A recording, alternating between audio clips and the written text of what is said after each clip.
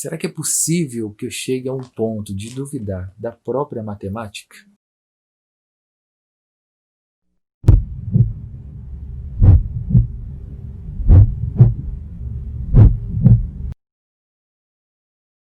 Vocês acham que dá para criar uma terceira dúvida? Repara, há uma certa camada aí de certezas, né?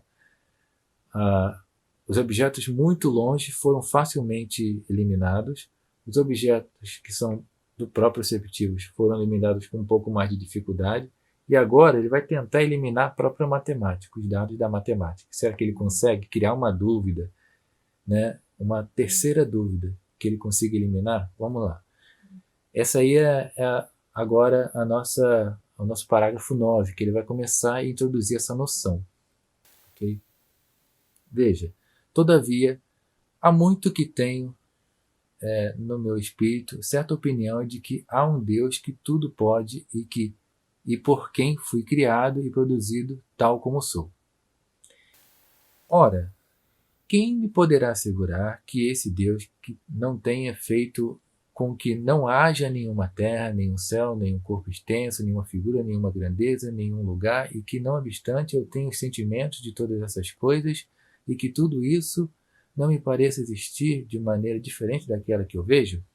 Rapaz, que pergunta difícil, que pergunta grande essa. Cara. Mas a grande questão é a seguinte, dessa pergunta, né, gente? Vamos tentar pensar aqui. Por que ele fez essa pergunta? Antes de mais nada,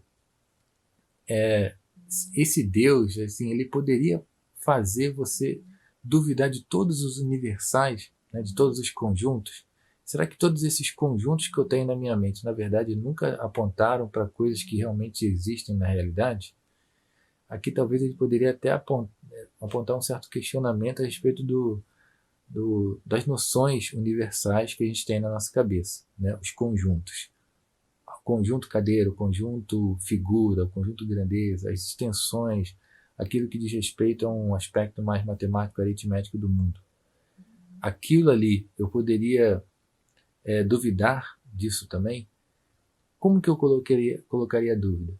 Bom, simplesmente você imaginar, será que o próprio Deus que tudo pode, será que ele não poderia simplesmente, uma vez que ele tudo pode, tá? Uma vez que ele tudo pode, ele não poderia ter colocado noções diferentes, noções que não correspondem à realidade na nossa cabeça?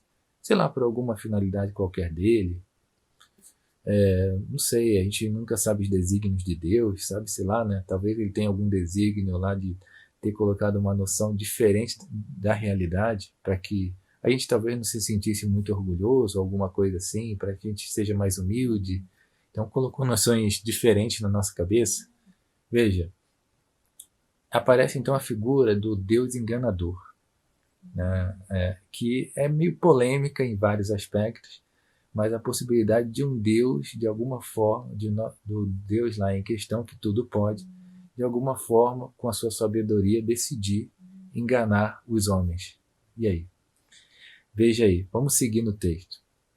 E, mesmo como julgo que algumas vezes os outros se enganam até nas coisas que eles acreditam saber com maior certeza, pode ocorrer que Deus tenha desejado que eu me engane todas as vezes em que faço a adição de 2 mais 3, e em que enumero os lados de um quadrado, em que julgo alguma coisa ainda mais fácil, se é que se pode imaginar algo mais fácil do que isso.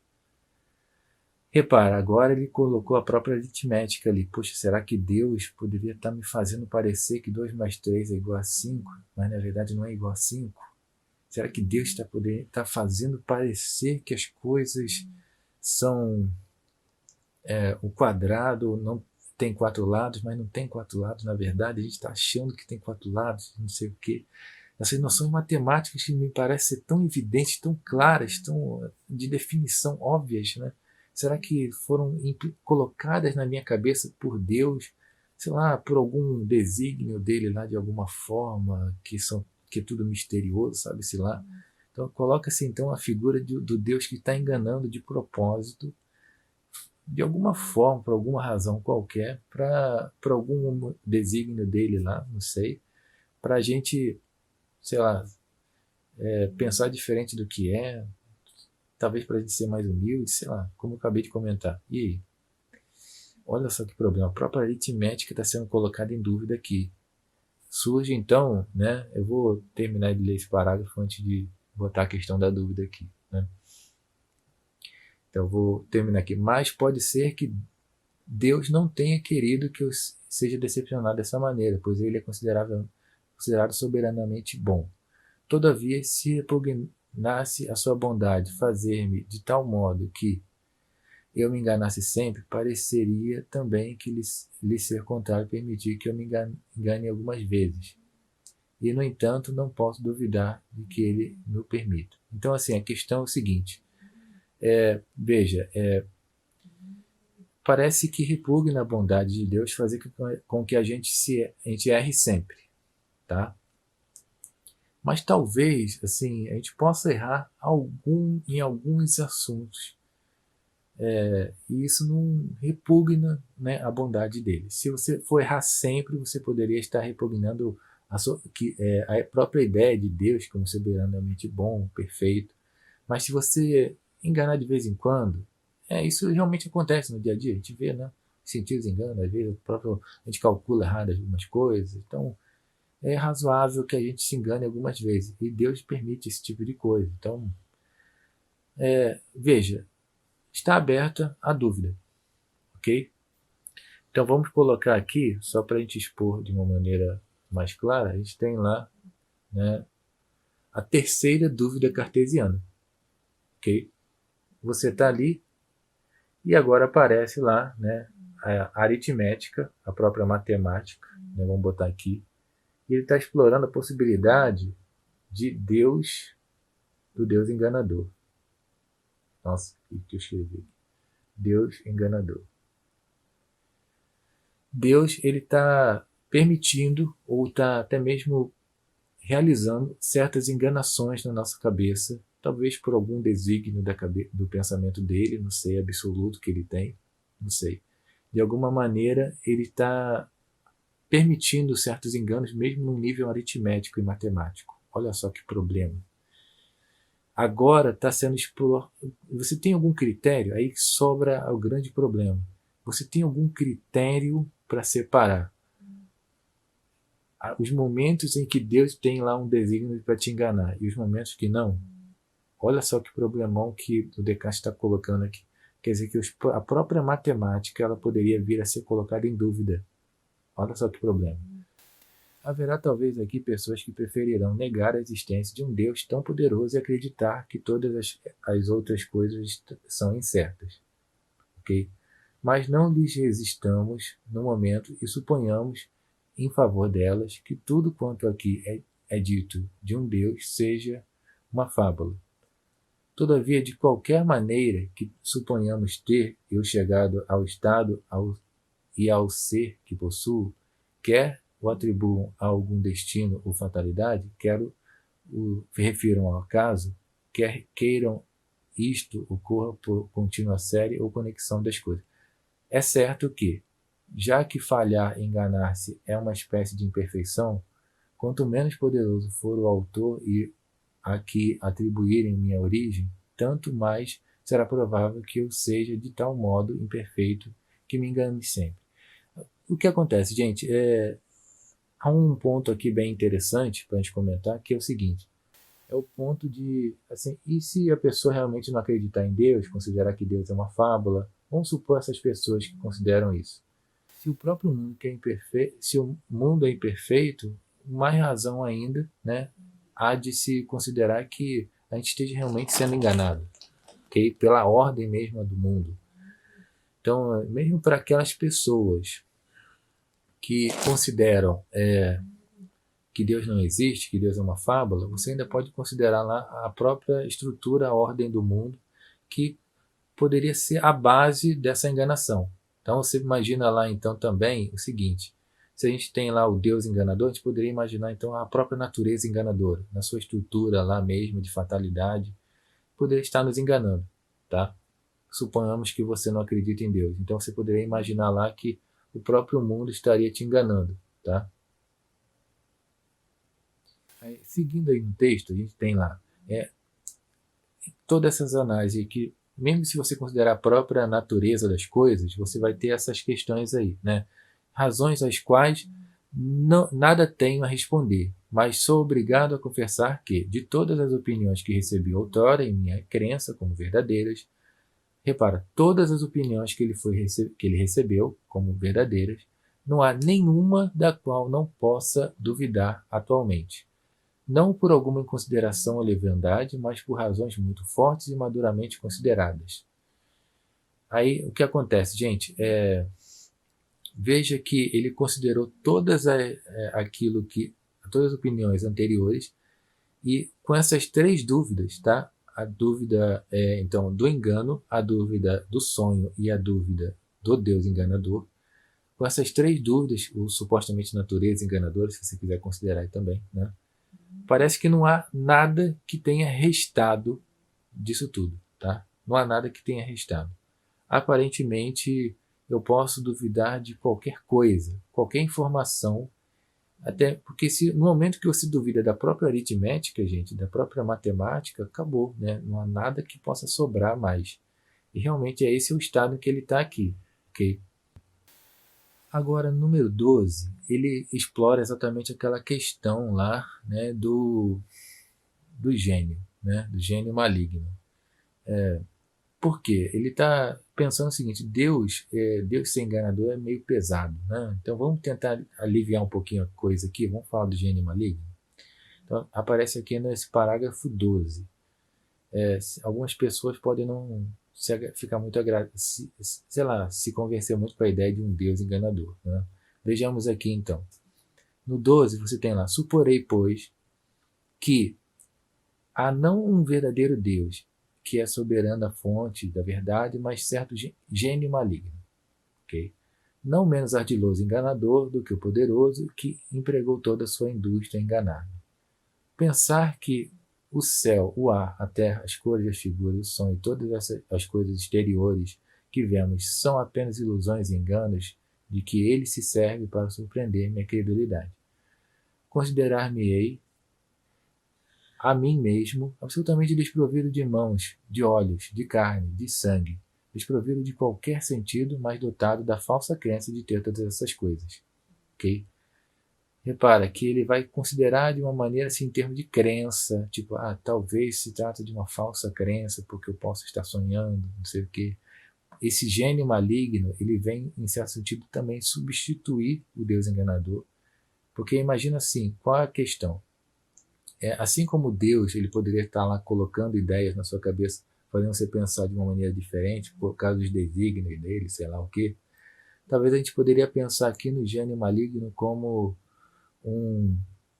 sei lá, uma alternativa, se você achar que isso é muito pesado. Então, existe tipo um ser aqui, um gênio, né, te confundindo, fazendo você pensar que 2 mais 2 é igual a 4, quando não é, que quadrado tem 4 lados, que existe carne, existe cor, terra, ar, esses conjuntos universais aí, mas não existe.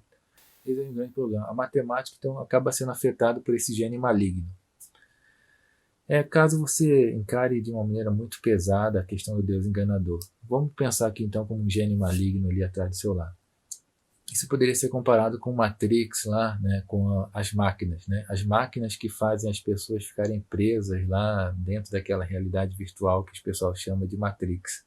O filme Matrix é basicamente essa história, né? Enquanto seres humanos lá estão vivendo supostamente a vida virtual configurada pelas máquinas, a máquina está lá, né, deixando ele em um estado de sono profundo, né, controlando todo o pensamento que aquele ser humano tem. Então, a máquina ocupa a posição aí desse gênio maligno, por assim dizer, que está controlando a mente das pessoas. É mais ou menos isso que ele está querendo colocar aqui. Imagine um certo ser, um gênio qualquer, uma máquina, alguma coisa que está fazendo você pensar diferente do que você deveria. É mais ou menos assim. Então ele vai considerar desprovido de tudo aquilo, até mesmo questões assim de ordem proprioceptiva podem estar sendo afetados por causa dessa máquina aí, desse gene maligno, tá bom? Permanecerei obstinadamente apegado a esse pensamento, e se por esse meio não está em meu poder chegar ao conhecimento de qualquer verdade, ao menos está ao meu alcance suspender o juízo. De fato, aí veja o seguinte, que se eu não posso chegar a um conhecimento da verdade diante de coisas que são dubitáveis, né, realmente coisas dubitáveis, está explorando alternativa, eu não tenho critério suficiente para separar, por exemplo, a sensação enganosa da sensação verdadeira, a própria percepção verdadeira do sonho, e depois a matemática verdadeira e a matemática enganosa do Deus enganador. Se você repara, você não tem critério para ver qual é o lado que é o correto, qual que é o lado certo, errado, né? Qual que é o lado certo e qual que é o lado errado. Se você não tem nenhum critério, aparentemente, isso não pode ser base de nenhum conhecimento sobre a verdade, ok? Sobra simplesmente suspender o juízo, tá? Aí vem novamente a expressão suspender o juízo aqui, ok? Eis porque cuidarei zelosamente de não receber em minha cabeça nenhuma falsidade, e prepararei tão bem meu espírito e todos os ardis desse grande enganador que, tão poderoso e ardiloso que seja, nunca poderá impor-me algo. Repara, essa é a questão interessante. Por mais que exista uma pessoa tão poderosa que possa a ponto de te enganar, você ainda tem uma coisa, um mecanismo para você não ser enganado por ele. Tá? Esse gênio maligno aí, essa máquina, esse Deus enganador que possa estar te atrapalhando totalmente. Cara, ele nunca poderá te impor algo. Por quê? Porque você pode suspender o juízo. Tá? Se você foi capaz de seguir o procedimento que ele está propondo aqui para você, do método da dúvida, e por isso mesmo você tem aí a possibilidade de digamos, não cair nas imposições desse suposto outro ser que ele está levantando como uma possibilidade, ok? Então, ele está te preservando, tá? Ele está te protegendo esse método da dúvida está te protegendo de alguém te impor alguma coisa, tá? Quando você suspende o juízo, você consegue, pelo menos, ter algum controle sobre a sua própria vida, sobre o seu próprio conhecimento. Tá dando para entender aqui o ponto? Isso é importante. Continuando aí, a gente tem, mas esse desígnio é árduo e trabalhoso, e certa preguiça arrasta-me insensivelmente para o ritmo da minha vida ordinária. E, assim como um escravo que gozava de uma liberdade imaginária, quando começa a suspeitar de que a sua liberdade é apenas um sonho, teme ser despertado e conspira com essas ilusões agradáveis para ser mais longamente enganado. Quer dizer, a gente até tem uma puxadinha nossa de que a gente quer acreditar em certas coisas, a gente quer voltar a ser enganado novamente, sabe? Não tem como, a gente tem uma tendência de confiar, de se entregar, né?